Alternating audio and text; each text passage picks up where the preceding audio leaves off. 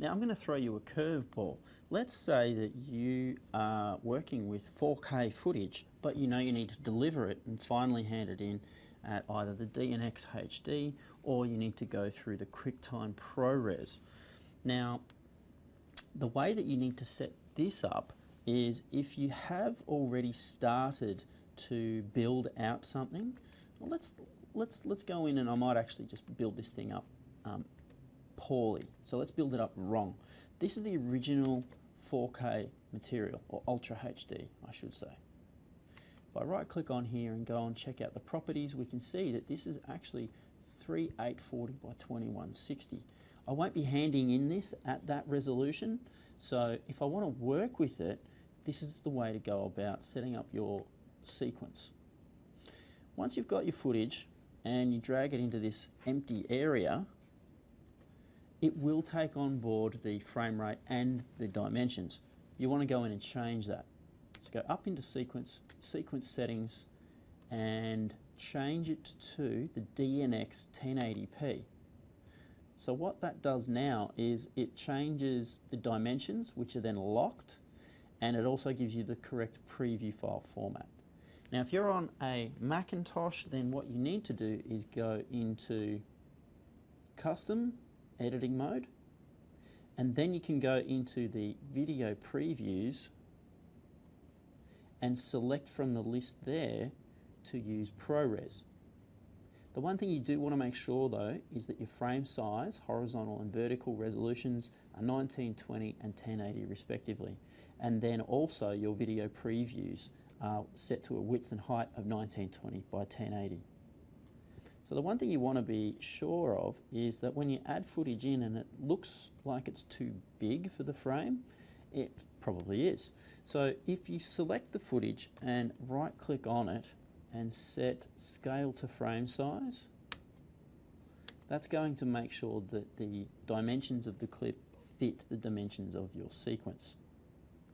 There is another way to get this to work, and that is if you right click and set frame size. So there's two options in CC 2014 to scale to frame size or set to frame size.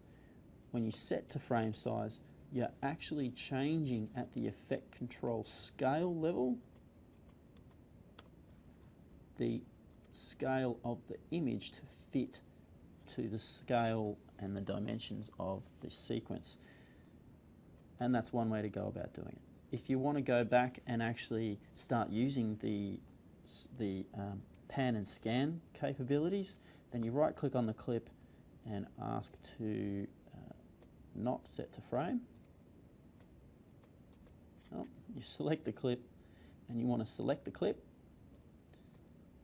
If you want to go in and start to mess around with the scaling, select the clip, go up into the motion tab and hit the reset parameter icon for scale, and then now you can pan and scan your way around. If you select the motion name of the parameter, then you can go and start moving the clip around with the mouse inside of the program monitor.